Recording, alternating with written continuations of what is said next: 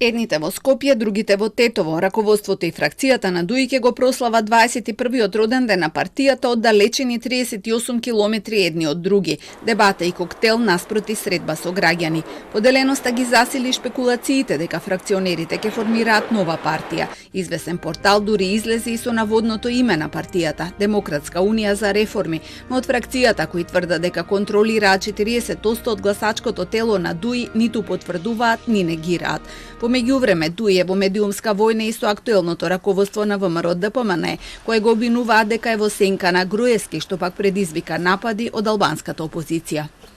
ДУИ свесно или несвесно и јавно застана зад поранешниот премиер Никола Груевски, во чија влада служеа 8 години.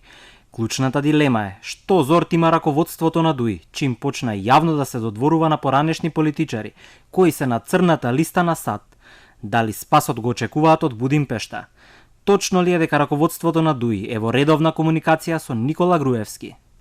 Алтернативците им порачаа на ДУИ да излезат од филмот дека имаат монопол врз албанскиот електорат, велат и дека нема потреба да се плашат од евентуална широка коалиција меѓу СДСМ и ВМРО-ДПМН ќе ги однесе во опозиција. Тоа ќе го сторат гласачите албанци на следните избори поради криминалот, корупцијата и целосното одлепување од реалноста.